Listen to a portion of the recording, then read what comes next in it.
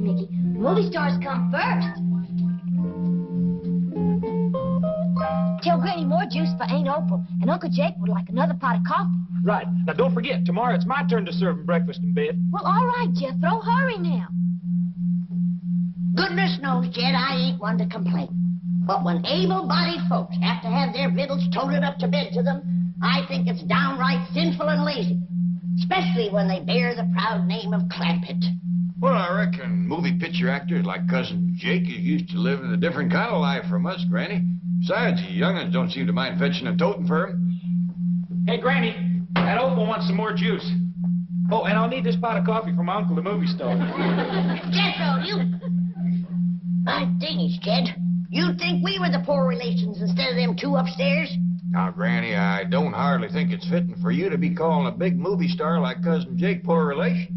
I ain't never seen him in a movie picture. Have you? Well, Granny, you and me don't go to a whole heap of pictures neither. Well, I've seen enough to know who stars and who ain't. That's more than he does. What do you mean?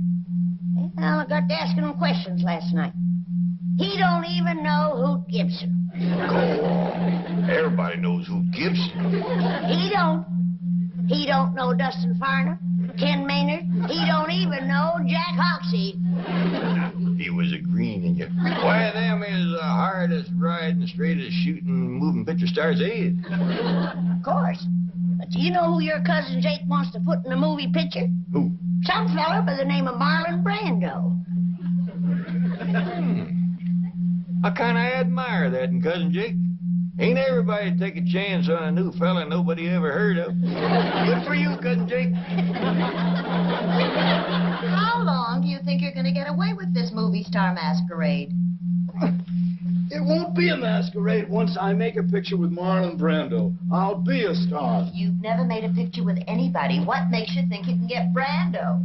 With this mansion and Cousin Jed's money, I can do anything. Hon, it's Hollywood psychology. When you look like you don't need a job, everybody wants you. In your case, it'll be the police. Baby, I am not doing anything illegal. I am merely accepting the hospitality of my cousin, Jed Clampett.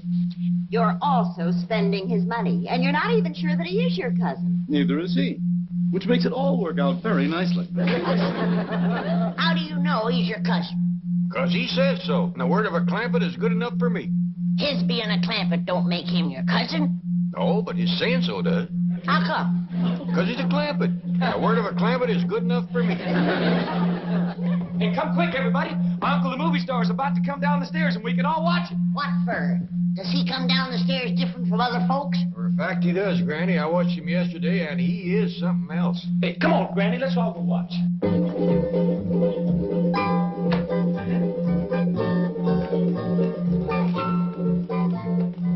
Y'all all sit right here and be nice and quiet.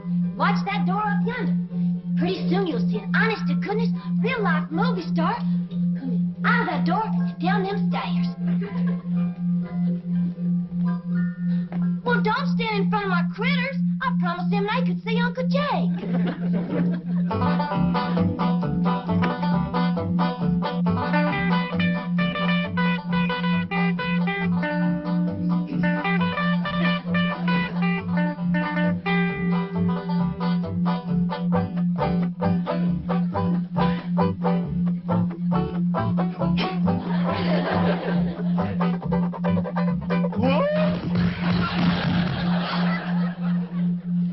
First time I ever seen him come down that way. See, Granny, I told you he was worth watching.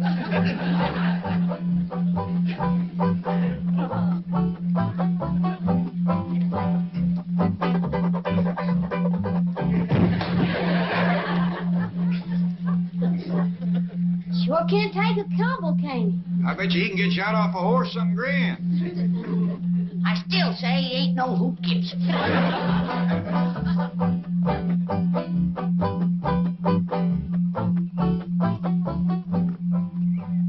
Now, Jethro, before I speak to Cousin Jake, you sure it is what you want to do for a living? Yes, sir, Uncle Jed. I done decided I want to be a movie star. You give up the notion of being a pig farmer? Oh, yes, sir, Uncle Jed. I give that up to be a brain surgeon. What steered you off of being a brain surgeon? Well, I ain't give that up altogether now. If I don't like movie starring, I'll go back to brain surgeoning. inhibit thinking, boy. Never put all your eggs in one basket.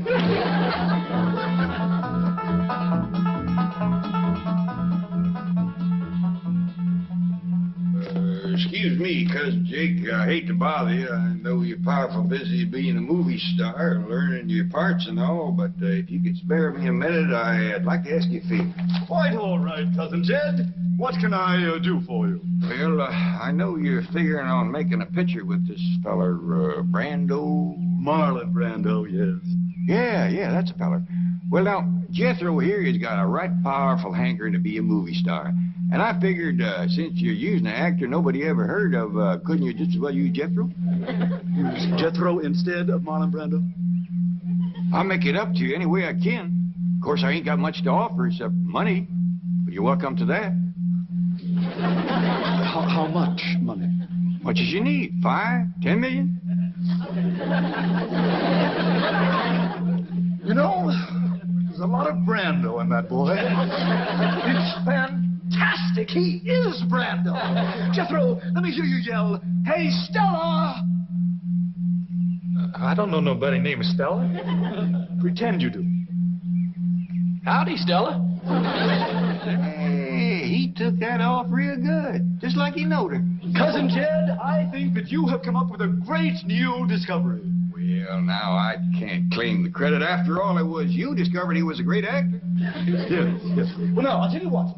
Jethro, there's a Marlon Brando movie playing in town. I want you to go see it. Study Brando. Learn all you can.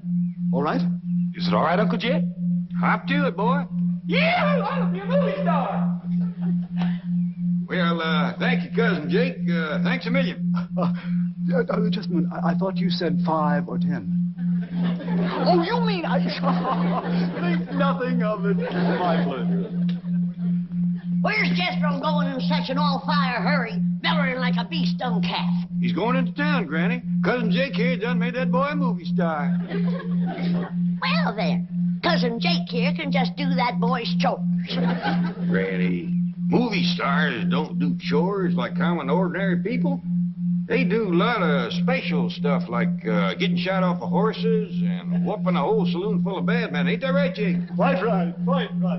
Well, now, if you'll excuse me. You see, Granny, that's the kind of stuff he does. I still say he ain't no Hoop Gibson.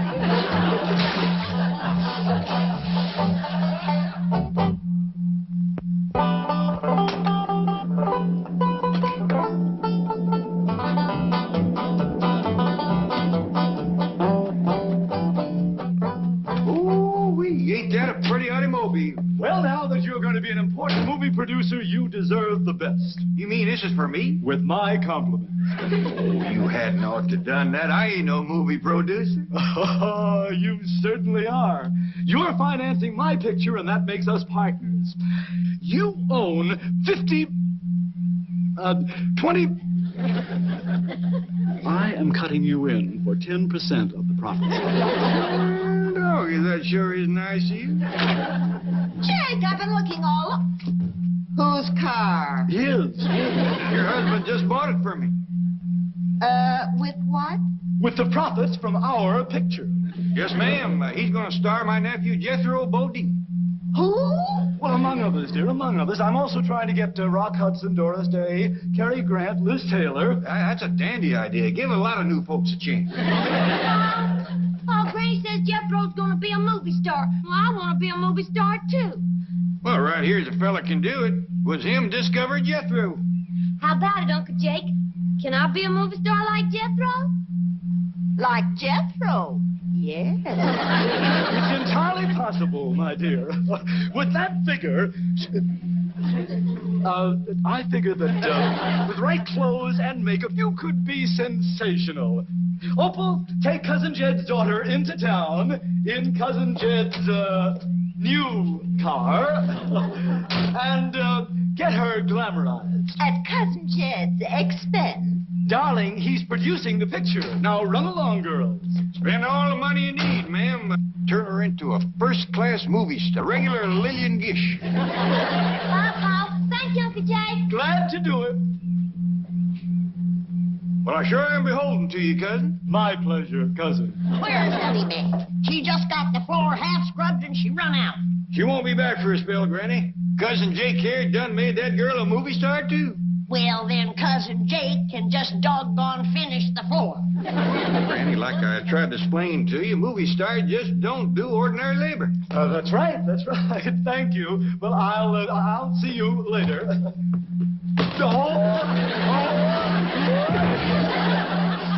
He's getting better every time, Granny. I still say he ain't no Hoot Gibson.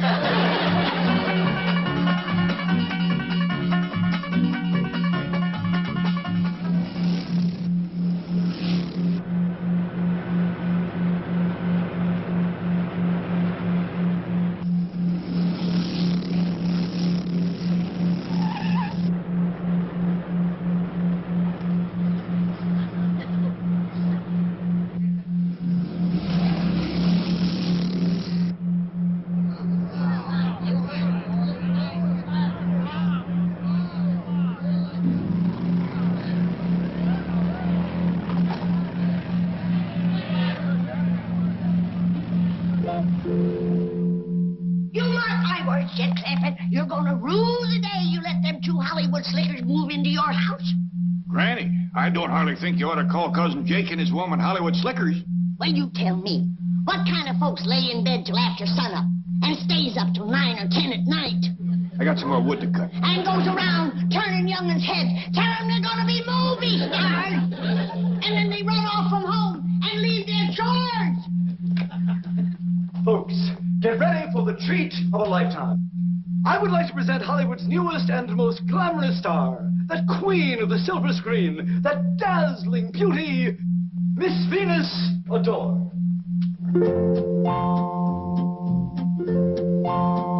Howdy, ma'am. Howdy, Pa.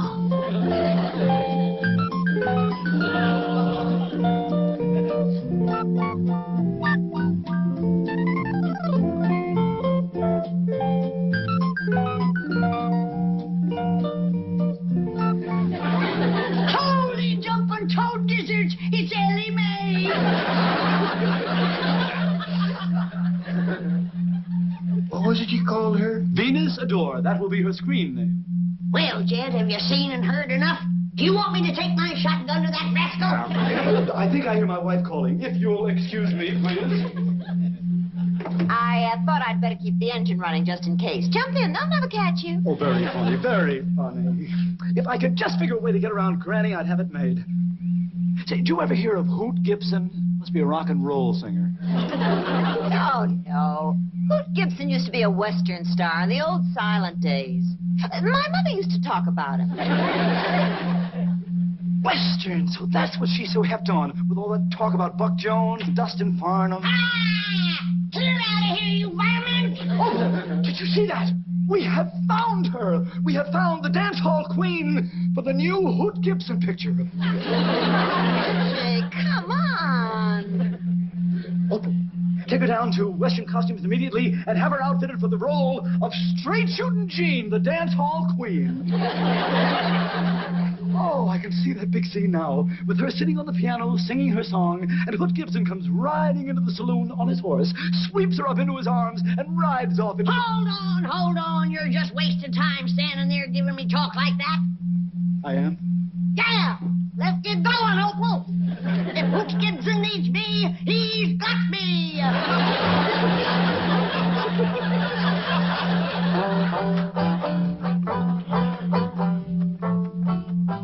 Don't you like me as a movie starring, Pa? Well, yeah, Ellie, of course I do. You're something to see. I bet you're going to be a bigger movie star than Pearl White. Of course, you're going to look a lot better when you get your hair fixed. Oh, it is fixed. Hey, you don't say. Yeah! Jed! I think you better come out here. Some crazy kid is racing up down your driveway on a motorcycle. Look out! That there was Jethro. Oh, boy. Jethro, listen, you can't ride those things in the house.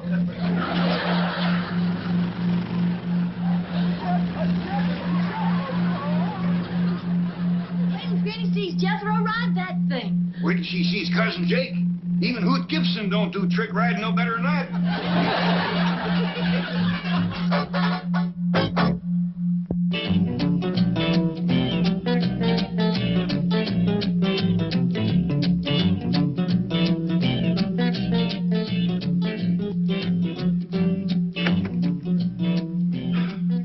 Gee, we weren't expecting you back for a couple of days. How was the trip?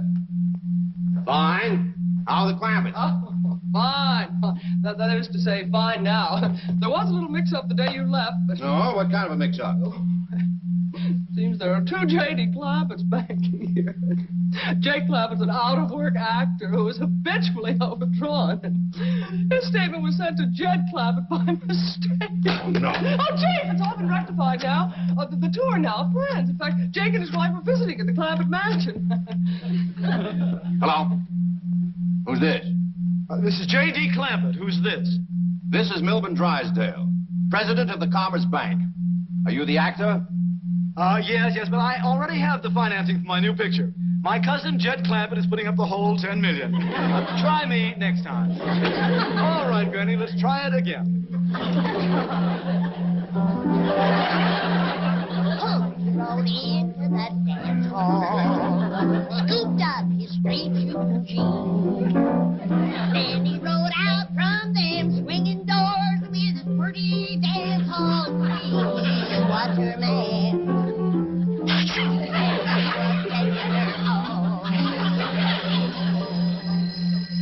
Hello. Look, Mr. Drysdale, we are very busy rehearsing for the new picture. Hello! Listen, you crook! Hello! Something amiss, Chief? Chief, my woman's intuition tells me all is not well. You are fired! I was right.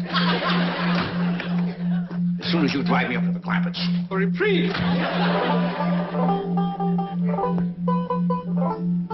Duke, I'm right perplexed.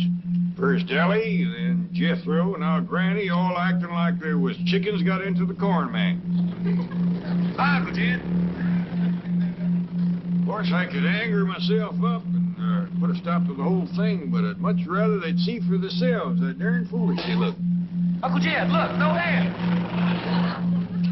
I don't know about you, Duke, but it's getting too noisy for me out here.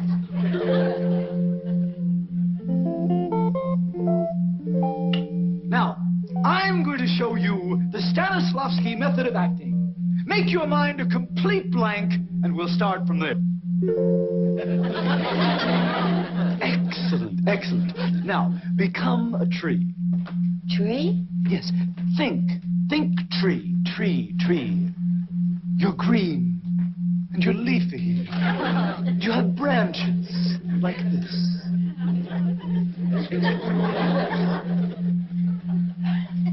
Howdy, Pa. Howdy, Duke. Come on, Duke. I don't hardly know her myself.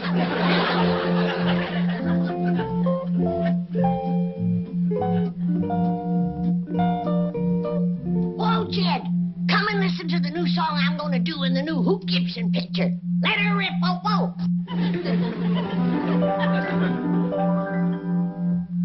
He rode into the dance hall, scooped up his straight shooting jeans. Then he rode out from them swinging doors with his pretty dance hall queen. What's her name? Oh, Jed, don't go, Jed. I've just come in. There's 12 more verses.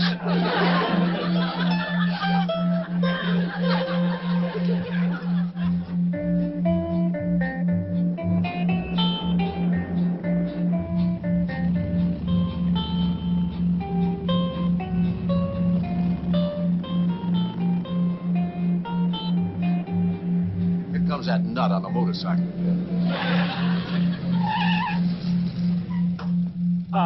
Hey, Stella, what do you say, baby? You want to drag me in that heat? See here, you young hoodlum. Jethro, get off that thing. I got split. I see you, Stella. That was Jethro? I'm afraid it was. Mr. Clampett, I want to talk to you. Let's go inside.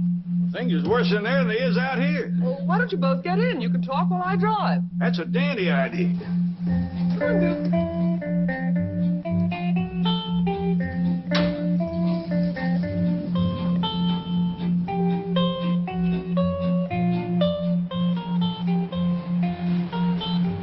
But, Mr. Clampett, even if he is your cousin, you can't let this foolishness continue.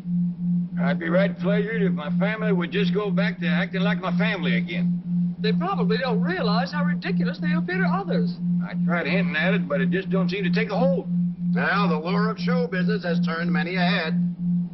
Chief, if I solve this problem, may I have my job back? With a raise. Hang on, everyone. Here we go. All right, let's have it quiet. Hey, Stella! What is the scoop? Where's Paul? Mr. Drysdale will explain everything. Ready, Chief? Well, ladies and gentlemen, thanks to Mr. Jake Clampett here, his cousin Jed has decided to get into show business like the rest of them. And so, without further ado, allow me to present the newest sensation of the entertainment world, Jed Clampett!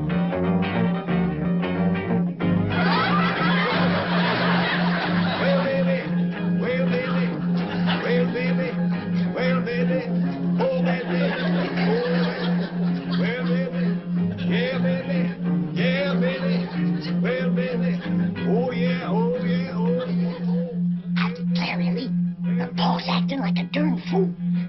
Sure does look funny. He's making a noise like a stepped-on frog. I reckon the men folks in this family just ain't got good sense. I wouldn't talk so much if I was you two. You look pretty darn foolish yourself. Well, so do you. You know something? I guess we all look darn foolish. Folks, the next number is a special from my cousin Jake here, because it was him made me what I am right now. Well, baby, well, baby, well, baby, well, baby, oh, baby, oh, baby, well, baby, well, baby, yeah, baby, yeah, baby, oh, yeah, oh, yeah, oh, yeah, well,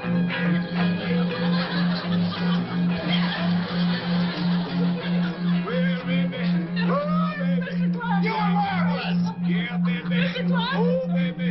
Mr. Clampett, you can stop now. Yeah, baby. Oh, no. Now he's hooked on show business.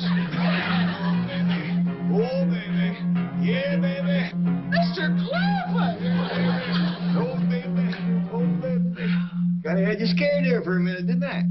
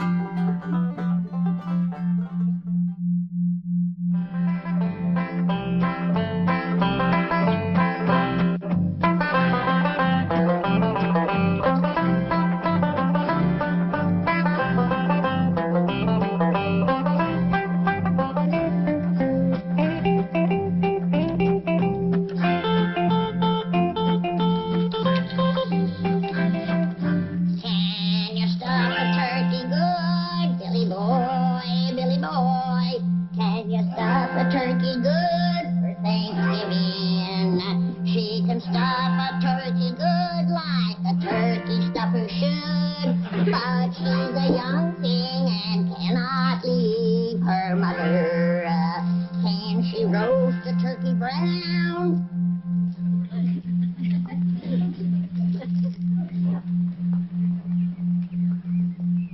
Don't pay no attention to what Granny's singing, Turkey.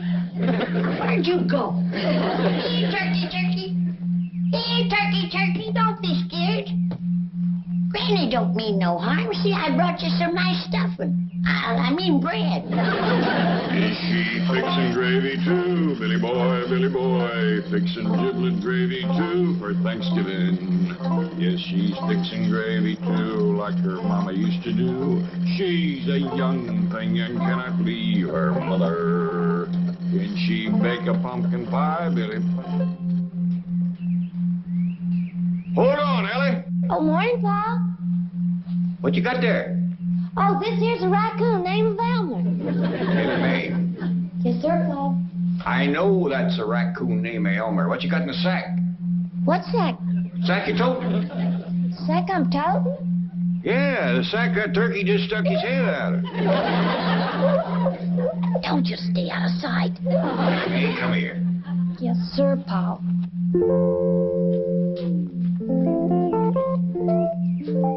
Ellie Mae, I told you not to go friendlying up with that turkey bird so close before Thanksgiving. Well, it wasn't me, Pa. It was Elmer here. Was it Elmer chucked him in that sack? Well, he didn't do it alone. I kind of helped him. Well, I helped him take him out and put him back in his pen. Mr. Drysdale gave us that bird for a meal, not a pet.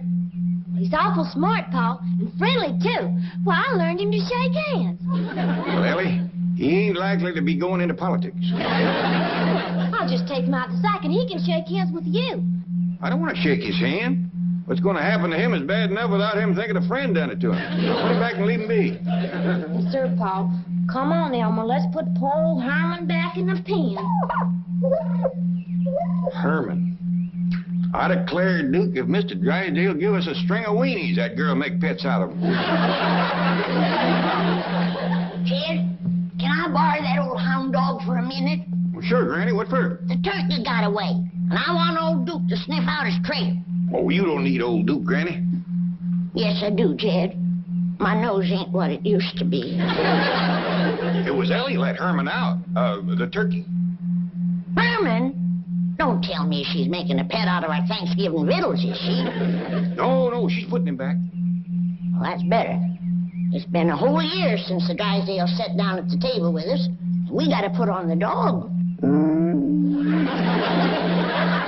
Don't worry, Duke. When folks says they're putting on a dog, it just means they're doing things fancy. Yeah, Duke. Like dressing up in your Sunday go-to-meeting best and having vittles in the fancy eating room. That reminds me, I told Jethro to put the company chairs around the fancy eating table. Let's go and see how he's doing. Didn't aim to scare you, Duke. Come on now. Get them worry wrinkles out of your head. Us old folks has got to stick together.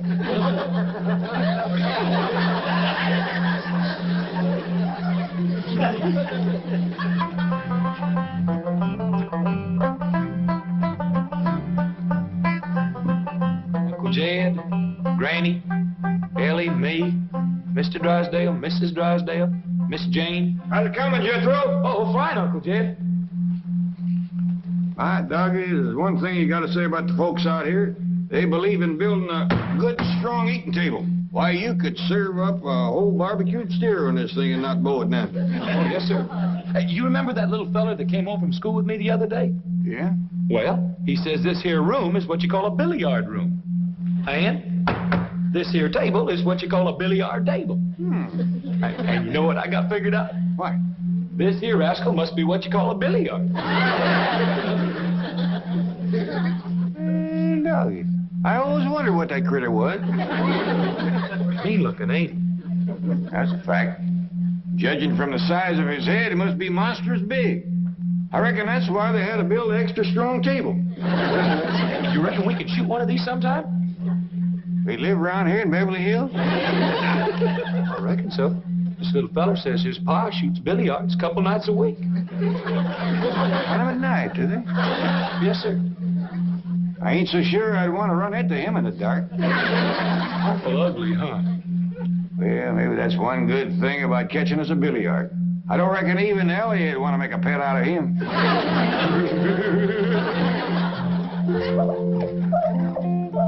What's that turkey doing in my sink? Well, he's just watching me stir him up a pan of grits, Granny. With my gravy? He's right partial to your grits and gravy, Granny. Why, he'd like to shake your hand. Well, I'm mighty pleased to... Get that bird out of here. And I don't want to see him in my kitchen until he's dressed and ready for the oven. Well, that kind of talk gets him all scared. Granny was just agreeing you, Herman. No, I wasn't. Now, you take him out to the pen like your pa told you, and take his last meal with him.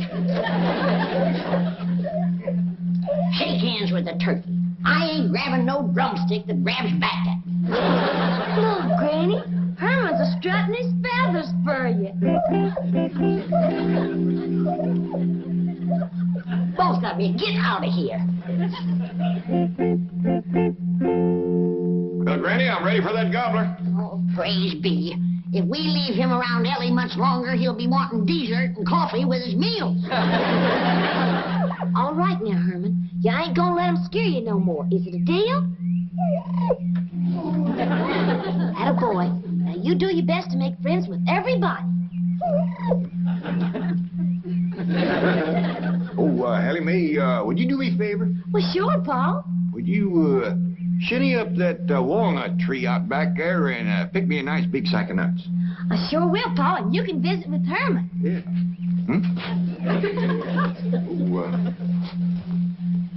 Well, now, Herman, Mr. Gobbler, I reckon the quicker we get this over with, the better. Oh, I'm sorry. I don't usually refuse a hand offered in friendship, but in this case, I just got a feeling it wouldn't be lasting.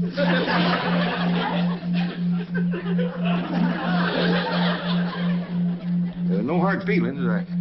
I got nothing against you. You're, as turkeys go, I reckon you're right up there with the best. But I'd appreciate it if you wouldn't look at me like that. Oh, what's the use? I can't do it.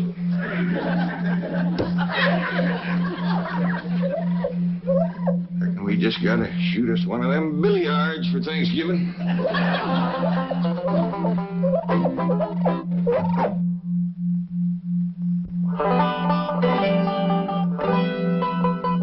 That there is what you call a Beverly Hills billiard.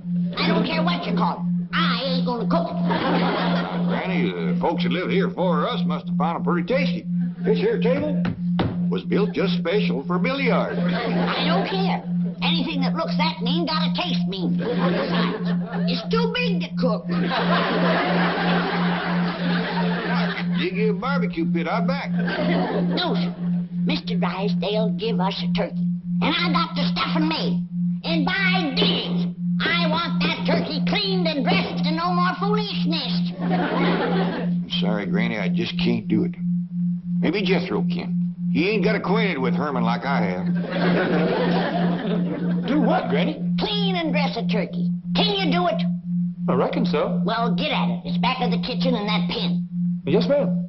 I declare, I never thought I'd see the day that Jed Clampett was scared to kill a turkey.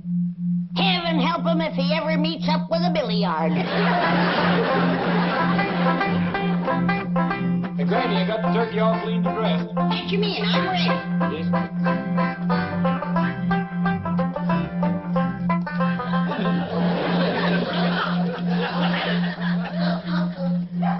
Put him in the pan. What in tarnation? Do you call that dressing a turkey? Well, I did the best I could. I didn't have no clothes that'd fit him. I borrowed them clothes from a little fella down the street. I think he's kind of cute myself. So does he. He even shook my hand. Well, howdy there, Miss Jane. Greetings, Mr. Clampett. I wonder if I might borrow one of Granny's ancient outdoor cooking pots. Well, you bet you can. But ain't you taking Thanksgiving victuals with us? Oh, yes, indeed. I merely wanted to borrow the venerable vessel as a photographic prop. You see, Mr. and Mrs. Drysdale are posing as Governor and Mrs. Bradford in a recreation of the first Thanksgiving some 342 years ago, when the Algonquins Squanto and Massasoit befriended the beleaguered Pilgrims and so made it possible to perpetuate the Plymouth colony and bring into being what is now one of the most important holidays in the American calendar.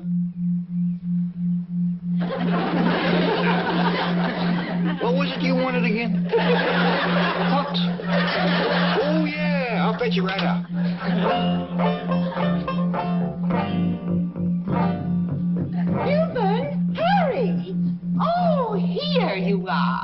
So sorry for the delay.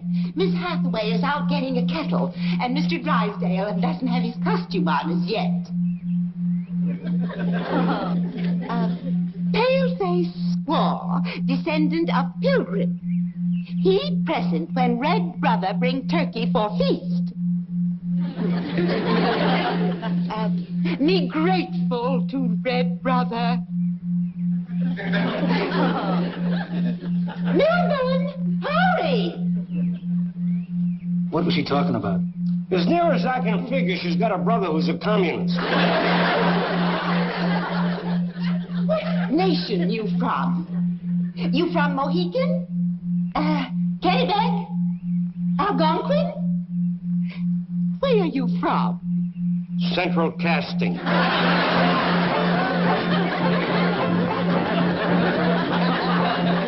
There you are, Miss Jean. Now you got somebody to help you unload it over to the Drysdale? Oh, yes, and thank you. I'm so grateful. My pleasure. See, maybe you can tell me something. Gladly. Whereabouts would a fella go around here to shoot himself a billiard? Billiard? Oh, you mean the game? Shoot billiards? Yes, ma'am. Ordinarily, one would go to a billiard parlor. Parlor? Indoors? Definitely. Oh, not a parlor as you know it, Mr. Clampett. No, it's a large room with several tables, and people come in and shoot billiards. Indoors? Yes. You see the tables on which... Well, wait a minute. You have one in your billiard room. Yes, ma'am, and I got to say it's the ugliest thing I ever did see. Well, that's a matter of individual taste. They're quite expensive, and many Beverly Hills mansions have one. Usually you'll find them in the playroom or the game room or the billiard room. But they keep them in the house. Always. Sure would have figured billiards for outdoors. Never out in the weather, no. Oh, the Drysdales are waiting. I'll see you later. Yes, ma'am. Bye.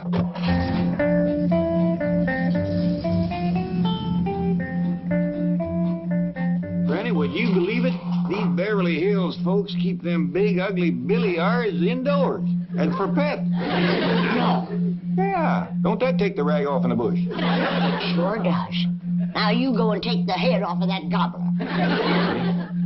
I just can't do that to a critter that keeps wanting to shake my hand. What is the matter with you? Why, back home you used to bring home a great big gobbler every Thanksgiving. Yeah, but they was wild turkeys that the hunting shot out in the woods. They had a sporting chance. Well, then you take iron out and turn it loose in the woods and hunt it. Dang it, I think you got an idea there. I hope so. When the Drysdale come to eat, they want to see that bird sitting on the table, not at it. So sorry to keep noble chiefs waiting. Husband not in costume yet. If Indian thirsty, pale-face squaw, be happy, bring refreshment. Crazy, I'll have a beer. Make mine a dry martini. Indian water. Fire water? Very dry. 10 fire water to 1 vermouth.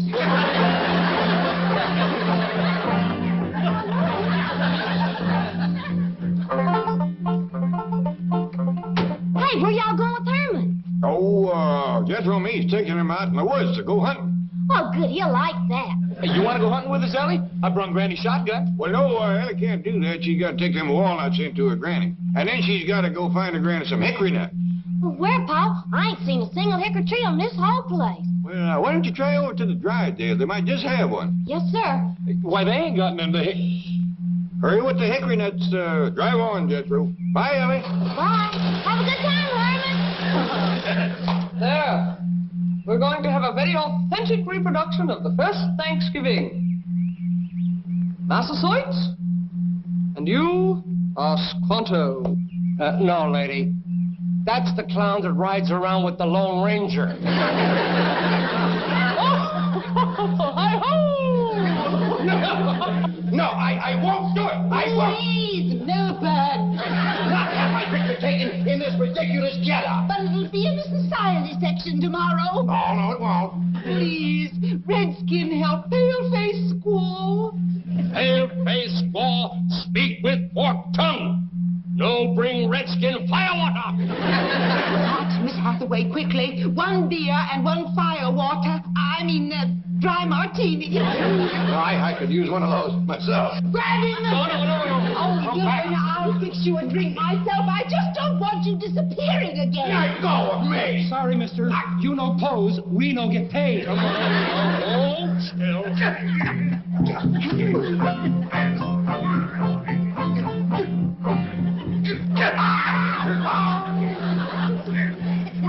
Can she roast a turkey brown? Billy boy, Billy boy. Can she roast a turkey brown? Charming Billy. She can roast a turkey brown. Quick as Jed shoots him down. She's a young thing. Granny, get the gun. Indians, get the gun. The Indians is attacking. Indians! You mean Redskin savages? Yes, ma'am, they's on the warpath. They done captured Mr. Drysdale. Where's my gun, Ellie?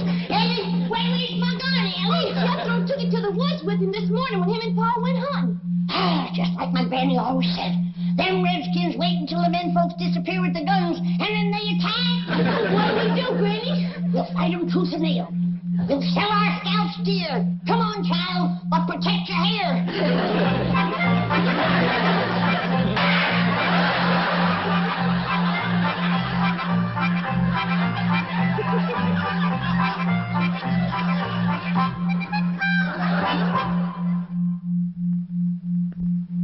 Now then, happy pilgrims, happy Algonquin. Chief, you look terrible. What do you want for this kind of dope? Custer's last stand? No. I meant my chief, Mr. Drysdale. Now then, everyone, smile. Smile. Hold it. Excellent. Goodbye, all. Wait, Milburn. The next is the most important picture of all, where the Indians give us the turkey. Oh, Margaret. I shall reload the camera while you get the bird. Where is the turkey? It was in a crate right over there. Well, that's the one you mean I gave to the Clampetts. You what? Well, they did invite us over for Thanksgiving dinner. It seemed the least I could do. I am not eating with those dreadful people. Then I am not posing for these dreadful pictures. Please, Milburn. Go get the turkey back. Oh, they'll think I'm an Indian giver. No offense, fellas. Then I'll get it. Oh, no. I'm not going to have you insulting them. Look, tell us where the turkey is and we'll get it. At the Clampetts. Right through that hedge. Right through there? Come on, friend. Right through there. Oh, tell them you just want to borrow it. They can have it back. What?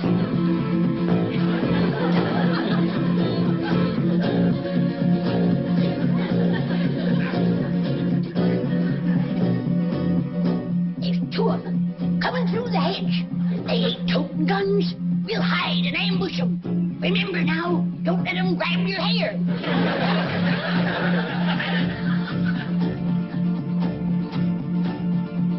Don't let them!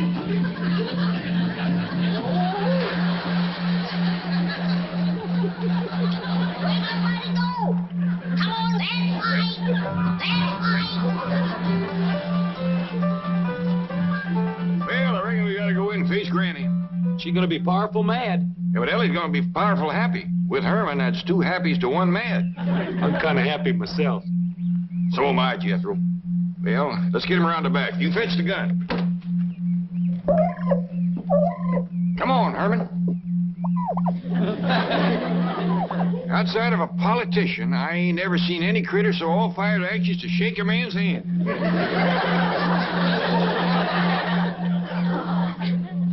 Keep a sharp lookout, Ellie. Them Redskins is tricky rascals. Yes'm, Granny. Keep quiet, you! Don't you try to signal the rest of your tribe. Lay down! You hair-stealing varmint! Granny, I hear something. It's a turkey gobble. There it is again. Don't let it fool you, child. That's an old Indian trick. They're sneaking up to attack. Turkey, here comes Pa and Jethro with the guns. We saved! We saved it! We saved! We saved! Oh, quick! Let him in before they get an arrow in the back.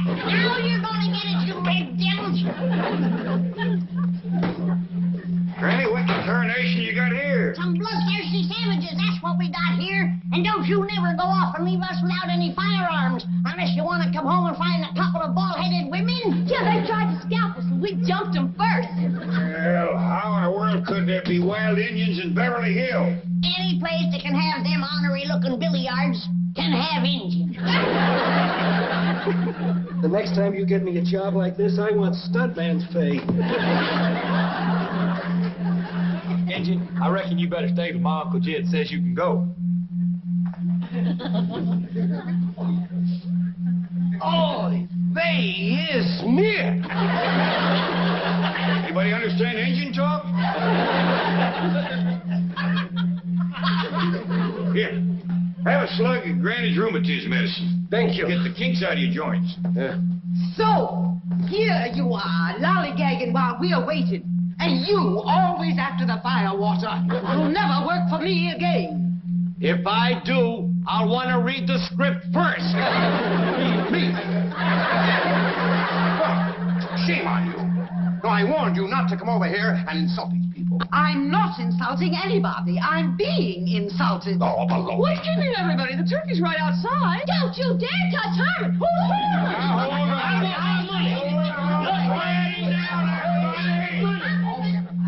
Seems to me that Thanksgiving is a mighty poor time for folks to be yelling and arguing at one another. I realize we got a whole heap of misunderstandings to sort out, and I think we all ought to sit down and start sorting them out. Granny, this is mighty fine Thanksgiving victuals. Best tasting fish I ever had. What do you say this is called again, Chief? Gefilte fish. My mother fixed it. You Indians sure do know how to cook. That's a fact, Granny. That there chicken soup was the best ever. Everything is delicious. Marvelous dinner. Delightful. Herman and me sure like it, don't we, Herman?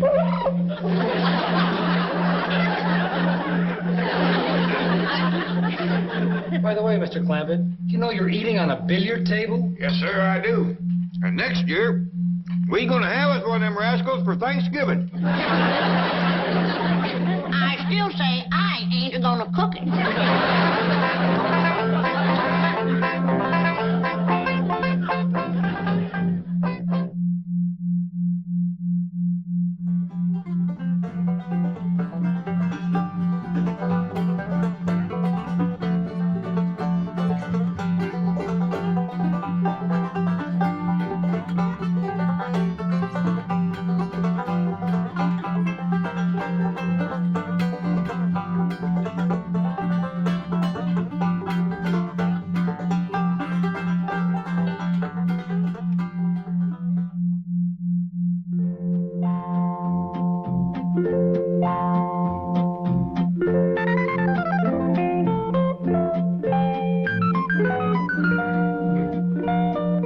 Morning, Ellie. Morning, Paul.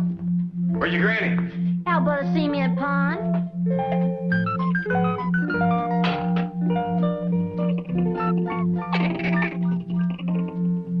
Ellie Mae.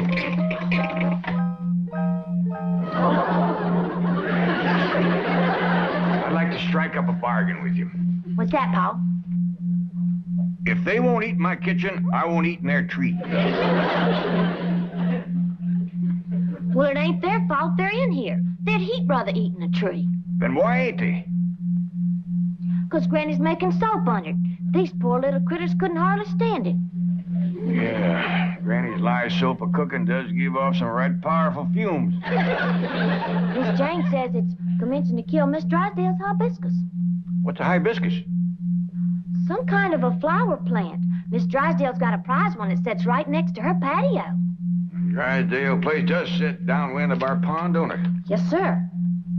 I'll have to speak to Granny about cooking her soap someplace else.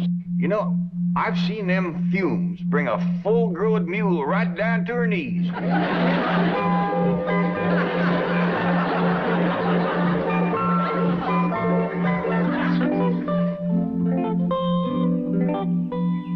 Ravenswood, my pruning shears.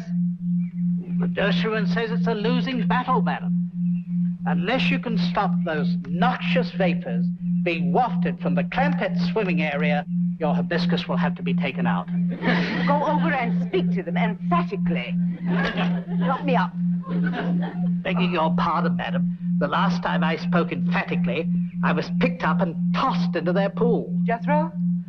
Granny. I'll not let them ruin my garden party this afternoon. I shall speak to them myself. Oh, good show, madam. If I hear a splash, I shall come immediately.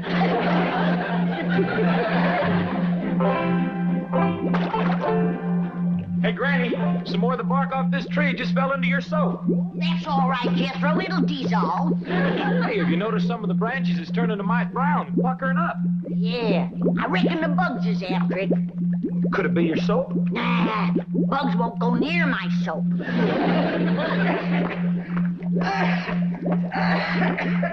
Howdy, Mr. Drysdale. What's the matter, honey? You got the sniffles? Oh, no, it's not that.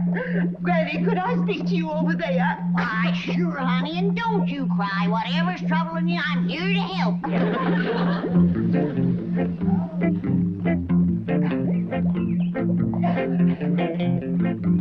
Now.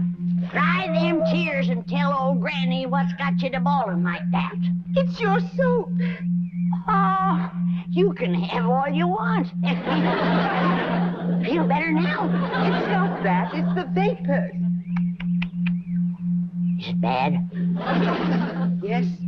In fact, I've just had dreadful news from my nurseryman. What'd he say?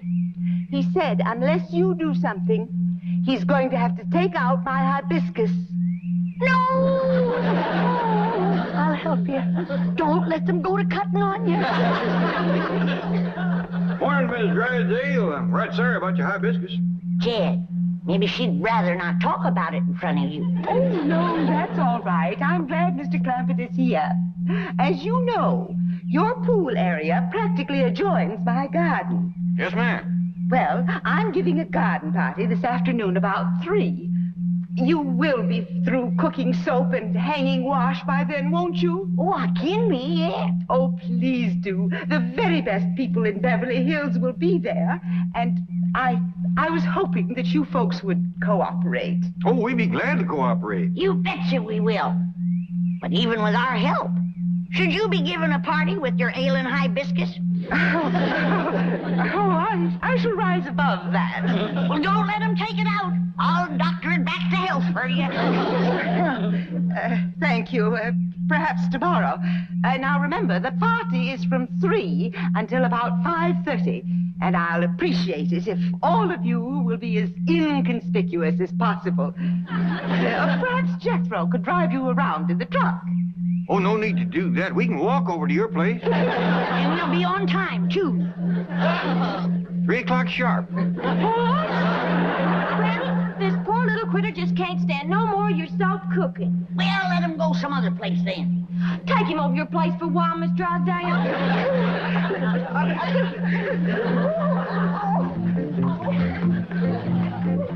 Oh, bye, Miss Drysdale. You want some hot soap to take home with you?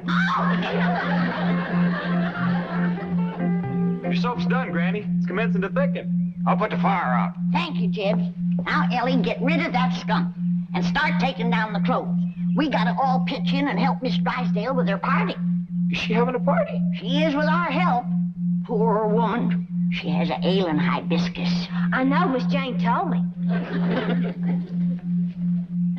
Hey, Granny, what's a hibiscus? Never mind, that's doctor's talk. Well, we've been studying the human body over to school, but we ain't never studied that. Of course not. That's for grown-ups. Now get this.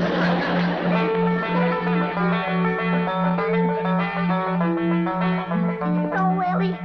It's a long time since I run into anyone with a ailing hibiscus. Yes? Yeah.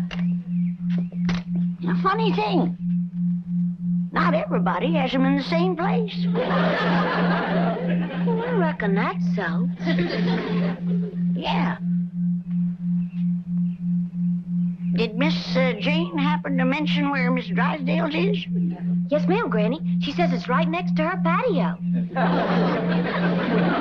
Yeah, that's where the generally is. A right awkward place to poultice, too.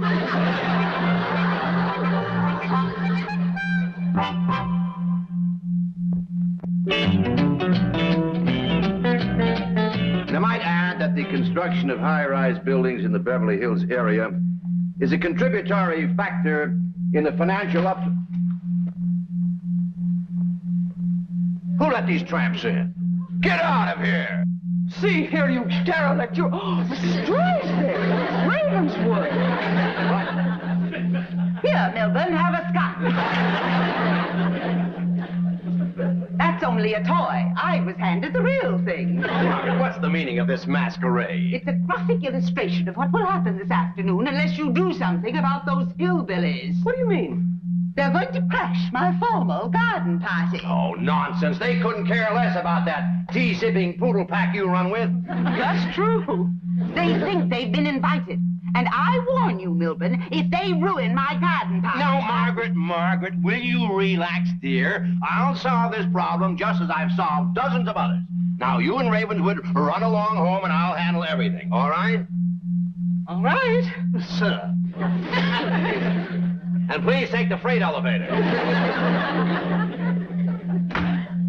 Tell me, Chief, just how do you plan to solve this problem? Just as I've solved dozens of others, I'm turning it over to you. Well, Elly, me, now that we got your granny soap out of the way, I reckon it's safe for your critters to get back in their tree. Well, I'll tell them, Pop. Wait, Jethro! Don't take Granny soap in there yet! What's the matter with that girl? I ain't just for positive certain, but I got my suspects. That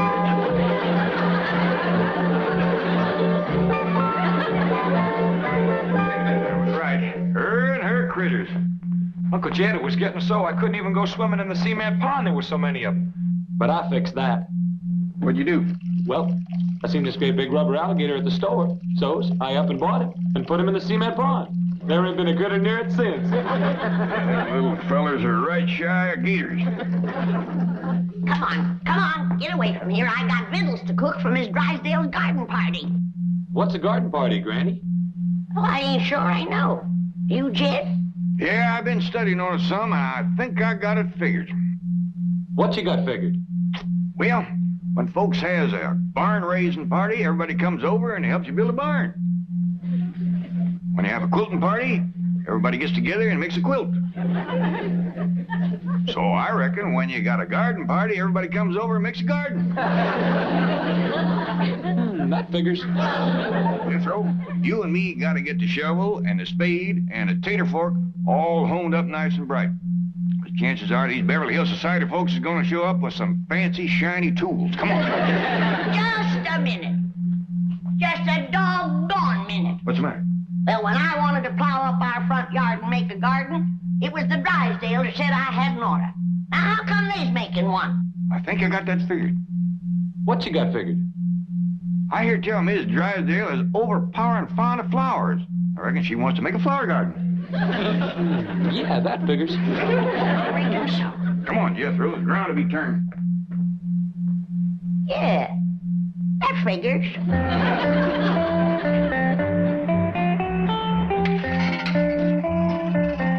How's this tater fork look, Uncle Jed? Give her a few more licks, Jethro.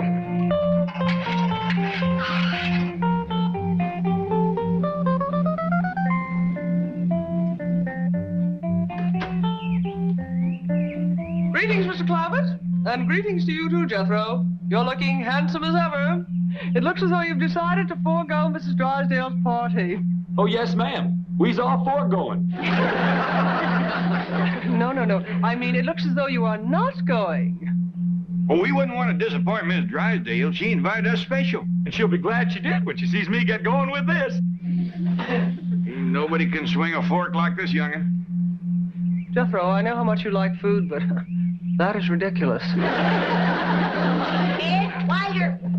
Oh, howdy, Miss Jane. It's good to see you. Jed, put an edge on this thing while I have a little private talk with Miss Jane. Here, Granny.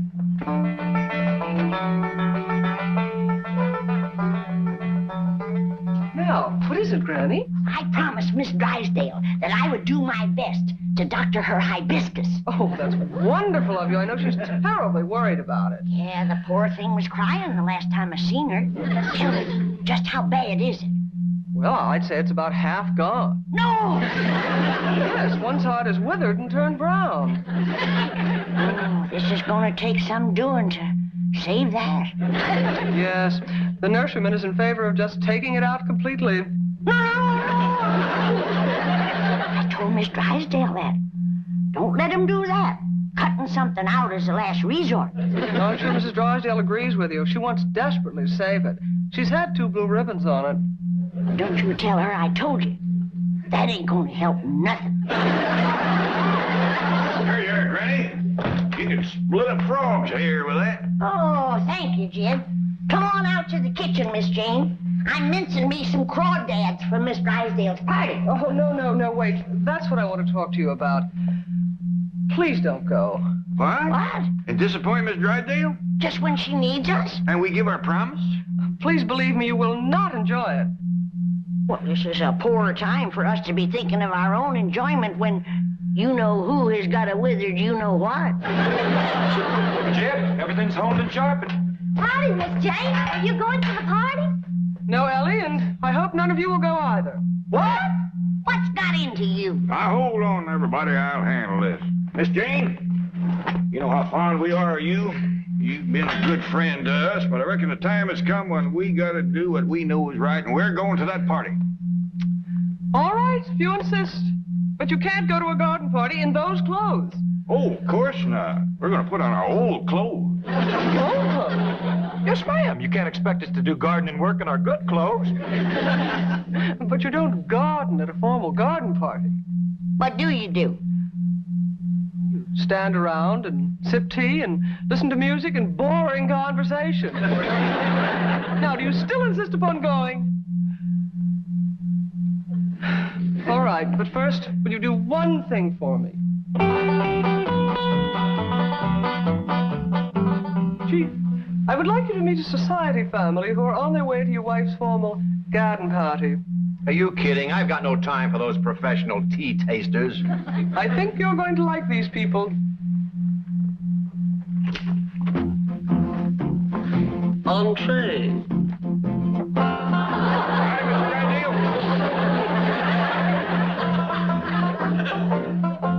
Jed Clampett. Emmy May. Jethro. And Granny. Can that be you? I ain't sure. You don't look like me. Miss Hathaway, how did you do it? Well, Chief, the fact that the bank held a mortgage on a certain movie studio was a great help. Mr. Drysdale, you coming to the party? Well, I don't ordinarily, but I will today. Well, we see you there. Bye. So long. Goodbye. He don't act a bit worried about his wife's hibiscus. He couldn't care less. His wife's the one with the green thumb. Oh, sure that's where it is. Oh,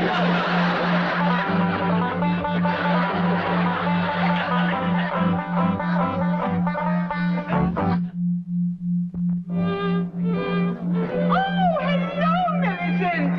So glad you could come.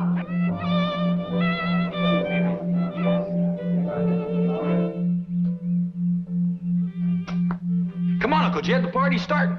Hear that music? Yeah, but we gotta wait for our women folks, Jethro. How come they's late? Women is always late, Jethro.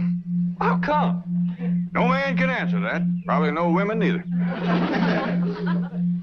There sure is a lot of pretty girls over there at the party.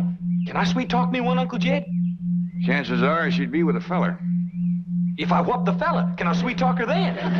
No, Jethro, this being our first Beverly Hills High Society garden party, I reckon we ought to just watch the folks and not go to scrapping. Unless, of course, everybody else does. In which case, be careful of your borrowed clothes. Yes, sir. Elmer and me's ready. Hey, I don't recall Elmer being invited to the party. Oh, can I take him, please, Paul? Oh, I reckon not, Ellie. No fighting or scrapping neither. Well, this party sure ain't gonna be much fun. Oh, yes, it is. I make sure of that. Remember now, Granny's rheumatism medicine is just for old folks with rheumatism. For not so old folks who want to ward it off. Providing, of course, they's married. Well, come on, everybody, let's load up and cut through the hedge and get to the party. Bye, Elmer. Dorothy, all the way from Santa Barbara. How lovely. Oh, is everybody like I beg your pardon, gentlemen. Have we met? I hope to kiss a pig we have. He's your next door neighbor. I smell exhaust. She got here in the nick of time. She's looking a little peaked. You leave everything to us, honey. All right, you young'uns, get them chitlins and that crawdad dip on the table over there. Crawdad dip? It's finger-licking good, ma'am, and so is these little hot possum sausages. Just a swimming in hog renderings. Don't hurt yourself. Anything tastes good after a few swigs of this. Really would help. Granny always brings a couple of jugs to barn raisins and quilting parties. I've seen a jug of this razor barn pretty near single-handed. And it gets credit for some right crazy quilts, too. You want me to put these on the table, Uncle Jed? Yeah, Jethro, but pass the word around. Nobody to touch it but married folks. Now, what can we do to help you the most?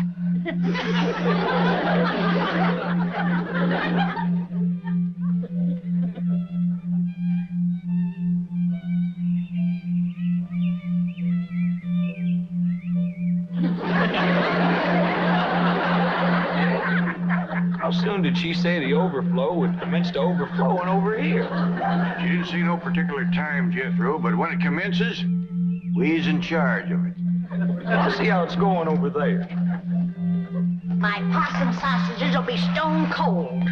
Granny, want me to take them in and put them on the stove for you first, Belle? Thank you, Ellie. But be careful. Don't splatter any hog renderings on your party dress. I won't, Granny.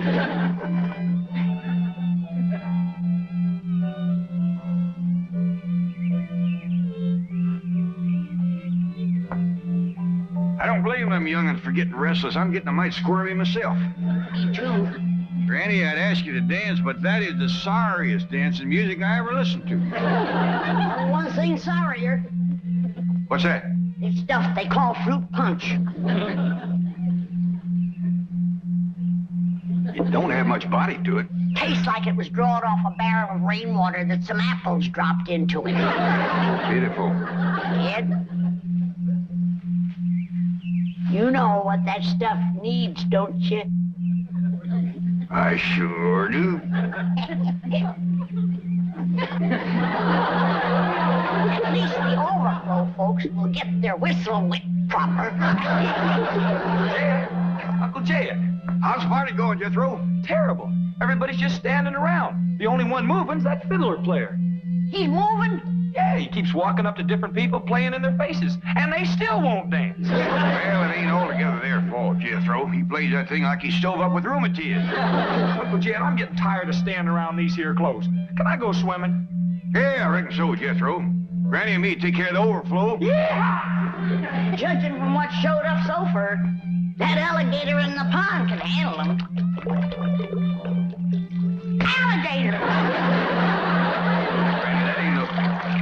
Granny! Thought I'd seen that varmint this morning, but I wasn't sure.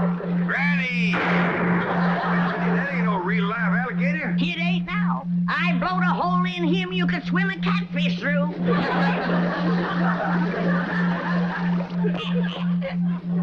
Granny, I reckon it's a mite late to be telling you now, but... Hey, what happened? Is everybody all right? Howdy, young feller.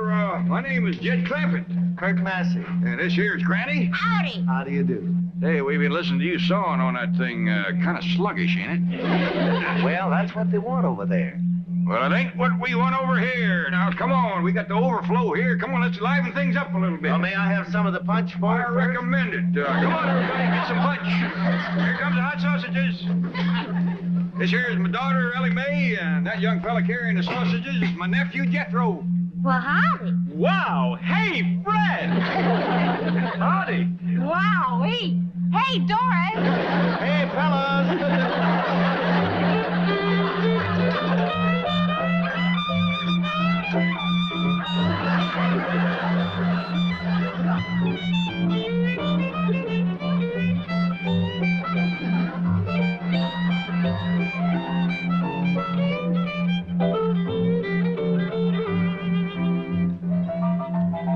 Hey, Granny, hurry up with the possum sausages. And we need more crawdad dip, too. 100 more people just come through the head.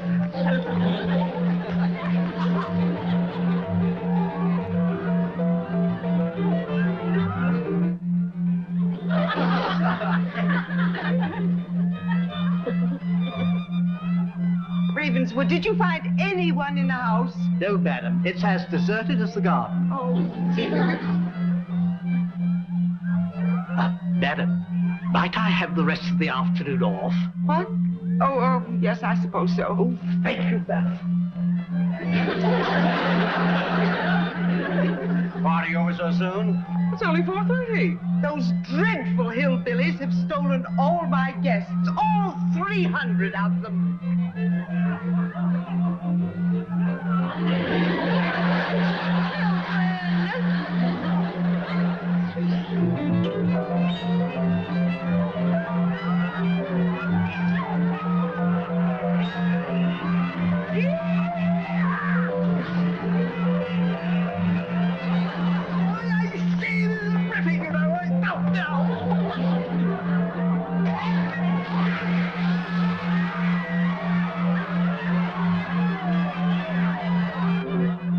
Miss Drysdale, can I see you for a minute?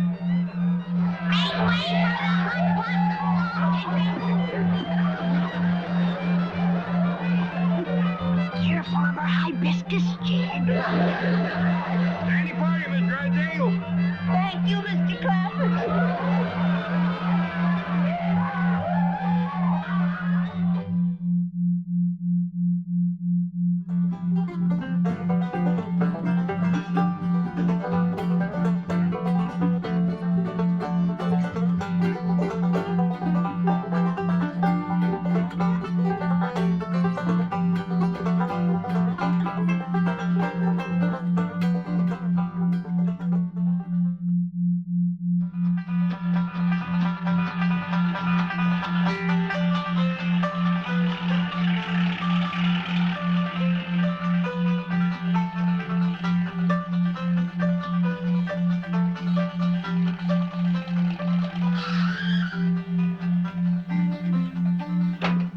You wait here, I'll go and see Mr. Drysdale.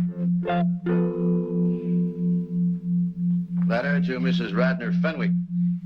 In reply to yours of the 10th, seeking capital for your contemplated housing development. Mrs. Fenwick is seeking capital with her millions? Well, she's too smart a businesswoman to take the whole risk herself. Excuse me, someone to see you. I told you no interruptions. I told you no interruptions. Sorry, Mr. Clampett, no interruptions. Clampett! Well, come in, come in. Well, I don't want to be no bother. Oh, it's always a pleasure to see you, Mr. Clampett. Coffee for Mr. Clampett. Coffee for Mr. Clampett. You help. Well, now, don't make no fuss over me. Oh, it's my privilege to make a fuss over you, Mr. Clampett. I was going over your account just this morning. And do you realize that now you have almost $40 million in my bank? Well, I reckon that money of mine is getting to be a powerful nuisance to you. What? Well, I'm obliged you for storing it here, but it seems to me like I ought to be paying you rent or something. Oh, no. I'm delighted to do it. That's mighty kind of you. Now, I've come to ask you another favor. More money to store? No. I'd like you to get me one of them airplane tickets to go back home. Oh, my pleasure. Home? Oh, you mean just for a little visit? No, it's more than that. Why, what's the matter? Did someone offend you? Was it my wife? Has she been shooting off her big Boston bazoo again? Miss Drysdale, it wasn't that at all. Everybody's been surpassing good to us. Elly May is the reason I want to go back to the hills. Oh. Homesick, eh? Well, I tell you what. I'll have your cabin flown out here, log for log, and every tree and bush around it. And we'll put it in your backyard. Then we'll dig a creek, just like the one at home. And we'll stock the whole place with possum, raccoons, hound dogs, bobcats, and whatever Elly wants. She could just run wild. But that's what I moved out here to get Elly away from. I was hoping you folks would turn her into a lady. But I think she's getting worse. Coffee time! You're to blame for this. It was your responsibility to turn that wild girl into a lady, and you failed. What have you done now, you overdeveloped vixen? Me? No, not her. I'm talking about Elly May Clampett. Now, But wait, she- Mr. Drysdale. Miss Jane done the best she knowed how. Well, as a matter of fact, it was her that got Elly her first ball gown. That's true. By the way, I haven't seen that gown since. What happened to it? I kind of hate to tell you, but I reckon you got a right to know. First time I seen Elly in that gown, she looked like a dream of walking. But when she come back... Oh, you sure was right. Oh, Harvey, you don't have to wear boys' clothes to have fun with boys. Hey, May, you promised me you wouldn't wrestle. I ain't been wrestling.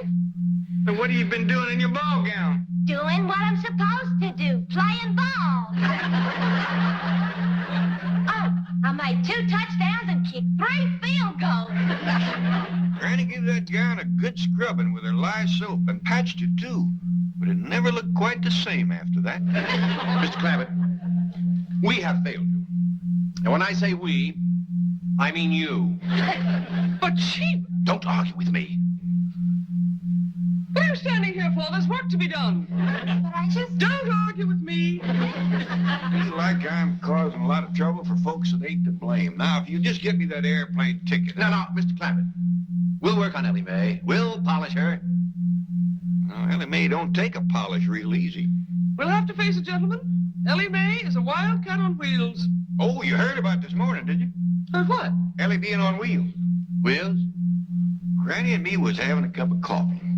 And all of a sudden, we heard this roaring noise. If that's Jethro riding his fire-spitting bicycle again, I'm going to take a hickory stick to him. Thank you, Granny. Want to go for a ride? Sweet smelling polecats. That was Elly May.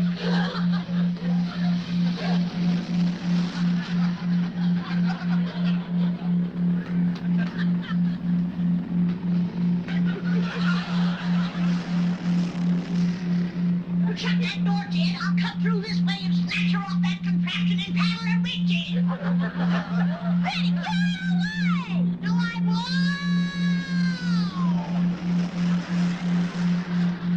Hold on, Granny, I'm coming. I never would have caught her if she hadn't rode that thing into the cement pond. Oh, poor Granny. When I pulled her out, she was madder than a wet hen. Wetter, too. Right then, her and me decided that what Elly needed was a full-time mom. You mean you're getting married? Oh, I got to for Elly's sake. That's the reason I need that airplane ticket. I'm fixing to go home and court myself a hill woman. Well, how about a Beverly Hill woman? Oh, these fine city women wouldn't look twice at a grizzled-up old mountain goat like me. Oh, what are you talking about? Mr. Clampett, you are one of the most eligible bachelors in this entire city. When word gets out that J.D. Clampett is seeking a bride, there will be women beating down your door. Might be a good test for him. It'd take a strong one to handle Elly. That's the reason I think I'd best do my courting back home, and the quicker the better. No. Let me take care of everything. I guarantee I will find the woman right here in Beverly Hills. And today... Well, that's mighty nice of you. My pleasure. Thank you. Chief, I am as eager as you to find Mr. Clampett a mate locally. But should you have guaranteed to find him one today? I'm not worried. Beside me, stalwart and true as always, I have the finest secretary in the world. Thank you, Chief. A loyal and dedicated girl, to whom responsibility is a sacred word. A girl who will never fail me when duty calls. Thank you, Chief. You'll make Jed Clampett a fine wife. But, Chief, I promised to Jethro. Oh? Who promised you? Me, I. Excuse me, Mr. Drysdale. Hey, what about her? Oh, she's too young for Mr. Clampett. I mean for Jethro. You're for Mr. Clampett. What is it, Janet? The guard downstairs just phoned to say that Mrs. Radnor Fenwick is on her way up to see you. Oh, yes, it must be about that new housing development. Hey, wait a minute. She's a widow. Chief, Mrs. Fenwick and Mr. Clampett have absolutely nothing in common. Are you kidding? They've got $100 million in common. And if I can get them together, I can have it all right here in my back. I'm looking for the office of the president. Mr. Pyersdale or Skyrsdale or something. Welcome. Oh, you're Mr. Flysdale. At your service, madam. Very well, Beasley. Bring in the maps and the blueprints. Let me take your money. Mink. Granny, can I ask you a favor? What is it? Next time you ride my sickle, will you please not leave it at the bottom of the cement pond? I pretty near drowned trying to get that thing started down there. You didn't run it into the cement pond on purpose, you darn. What is that? Well, this here's some of that store-bought courting candy I fetched for Uncle Jed.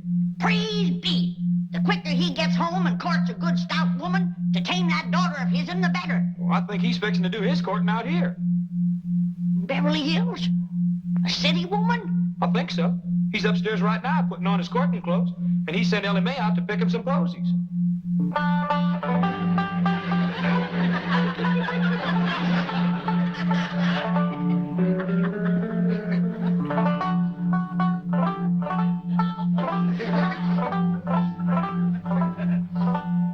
Howdy do, ma'am. My name is Jed Clampett, and Mr. Drysdale, my neighbor, says you're prime for a little courting. I brung the guitar, and if we can sit in your porch swing out yonder, I'll take a crack at serenading you. Excuse me, ma'am. I ain't done no active serenading and courting in nigh on to 20 years.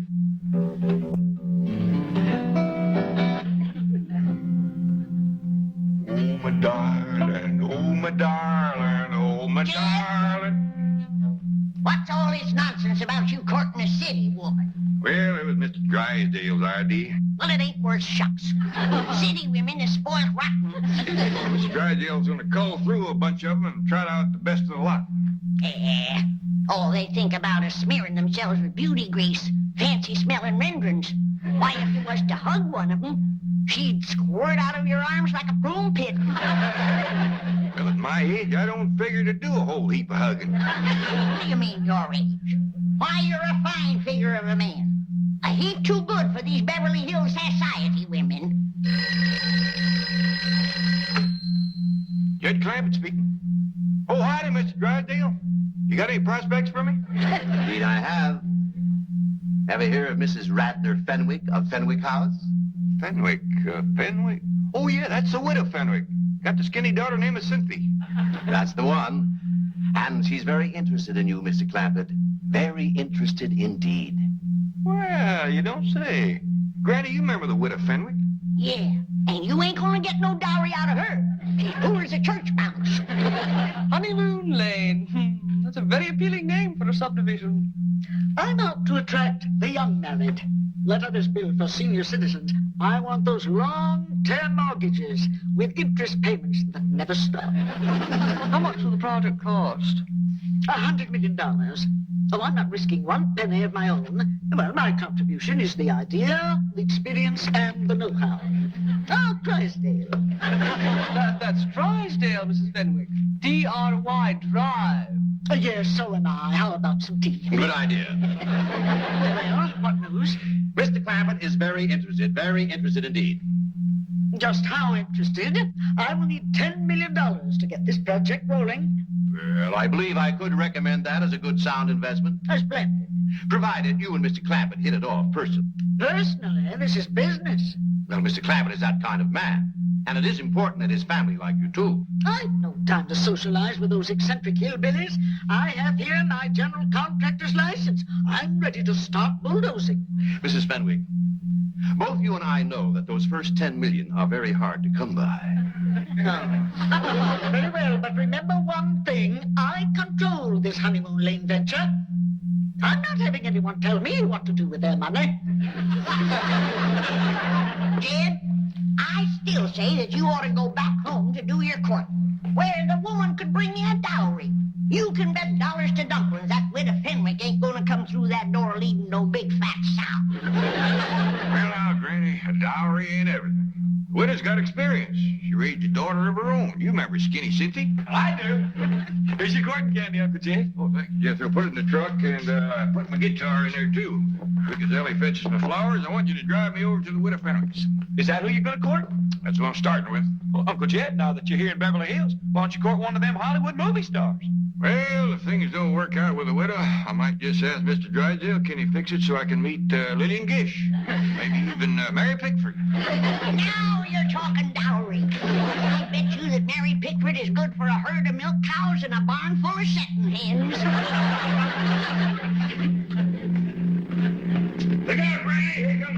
flowers. There's your flowers, Paul. Kid, I don't care who you court, but get to courting. I'm going to need help with that young'un and need it fast.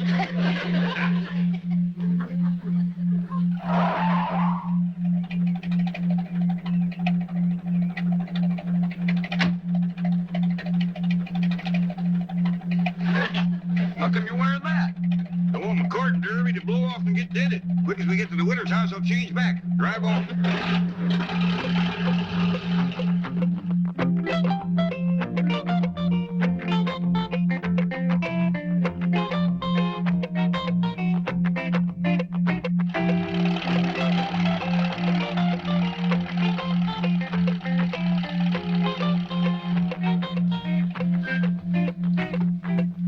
Appears like they still living in this little house. Still got the name on it, big as life. Yeah? Poor but proud. Hey, Uncle Jed, I got an idea. How about me going inside with you and courting Cynthia while you court the widow? I don't hardly think there's room in that little house to do double courting, Jethro. I'll tell you what. You come in and say howdy, and then take Cynthia for a walk, leaving the widow and me alone. I like it, John. You want to do some sparking, huh? Widow Fenwick? Anybody home? Widow?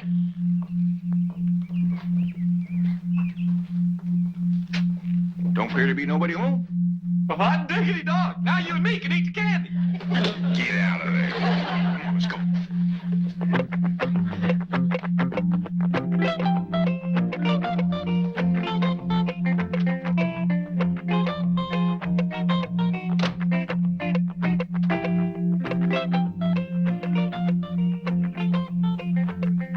Do you wish the mink, madam?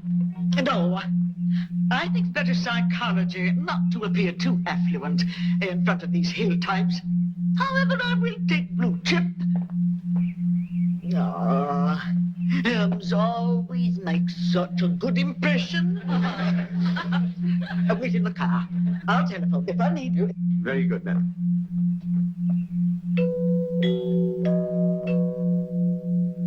My dingies is coming out of the ceiling and the walls in every place.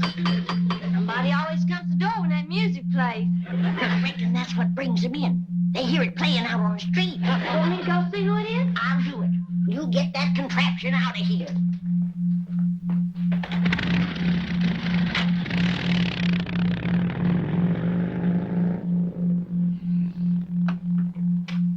Well, Widow Fenwick, come in. How do you do? I see you managed to scrape up a dowry. Little lamb, ain't he? Oh, indeed he is. Well, he ain't much, but it shows your heart's in the right place. Come on out to the kitchen and we'll commence fattening him up.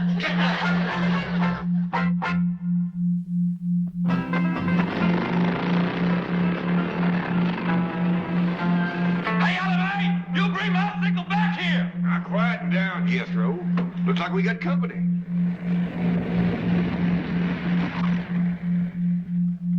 This ain't your sickle no more, it's mine. 'Tis so. It ain't neither. His. Ty, you want to wrestle? You. Now, hold on, both of you. I don't want no more of that kind of talk. Jethro, you put that sickle in the shed and get this truck out of the way. Yes, sir. Elly, I want a word with you. Yes, sir, Paul.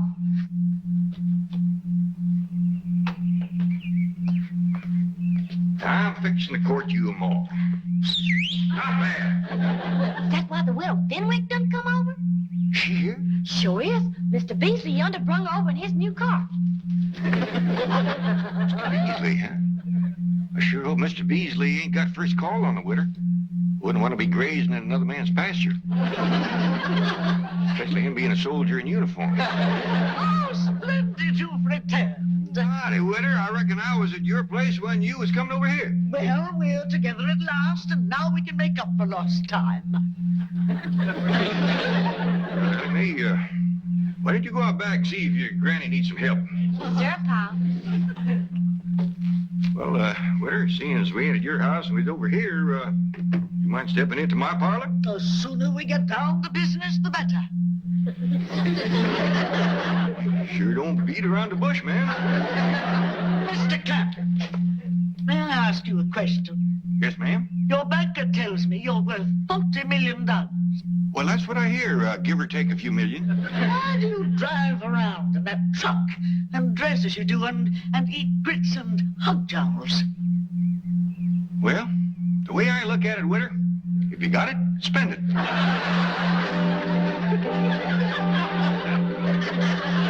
All right. Thank you. Well, Mrs. Fenwick crossed me up, went over to see Jed Clampett. I wanted to prepare him before she got there. Chief, you're a banker, not a matchmaker. Aren't you meddling where you don't belong? Any place where there's $100 million floating around, I belong. Oh, hello, Granny. Milburn Drysdale. Yes, may I speak to Mr. Clampett, please? No, you can't. He's in the parlor fixing to spark the widow. Bye. Well, I've heard of skin the cat, spin the bottle, but what is spark the widow? Spark the widow! You see, it's already working. Now, who says I'm not a matchmaker, eh? Come on, let's get over there and help. I smell money.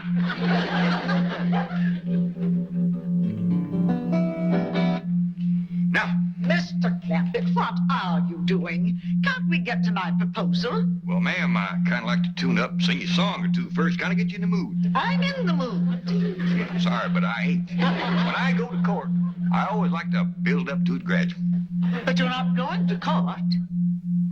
I ain't? No, there's no need for that. Once we reach an agreement, my lawyer can handle everything. Don't that kind of take the fun out of it? Mr. Clampett, I am not in this for fun. Now, look, I'll put my cards right on the table. You are the man I would like to have come with me into Honeymoon Lane. Well, thank you, ma'am. That's mighty flattering to an old goat like me. Nonsense, you have what I'm looking for. So now, what is it? Yes or no? Well, you kind of got me pushed into a corner, Witter. I thought I was going to be the one to do the asking, not the answering. Well, ask away. I have nothing to hide. But what are you in doubt about? Your banker likes what I have to offer. Dun & Bradstreet have given me their highest rating. The city engineer has approved my construction. Ma'am, I ain't doubting them, but them's things a man kind of likes to find out for himself. Clampett, I'm sorry to rush you, but time is money to me. There are several very wealthy men in this town that would jump at my proposal like that. But I like you. Now I have the license, and I have the heavy equipment. Yeah, I reckon you do. All right, then, if you'll just answer yes, we can get started on Honeymoon Lane today. Now, what do you say? Witter, ain't you being a mite pushy? You're darn tootin' she is. And if she's this pushy, flat-busted broke, thinks what she'll be when she gets her hands on your money. Did I hear you use the term broke in referring to me? I did. You might be as proud as a peacock, but you're as poor as Job's turkey, and you know it. My dear, quaint little woman, I am Mrs. Radnor Fenwick of Fenwick House. That home alone cost me $3 million. For that little place? Witter, you got slicker. Look out, I can't stop! Elly Mae, you have done ruined that door. I told you to leave that thing out in the shed. No, you didn't, Pa. You just told Jethro to put it there. Witter, I know you ain't one to beat around the bush, and I'm going to speak plain myself. That young'un of mine's going to take a heap of taming. Are you willing? Are you kidding? It'll be your job if and when you're her ma. That I'm what? Hop on, Ma, and I'll take you for a ride. Now, hold on. The widow ain't your ma unless we get proper married. Married? You and me? Well, I don't hardly think we can get to Honeymoon Lane without it. Mr. Clampett, I once said I would do anything for enough money. I now retract that statement. I wonder what you meant by that.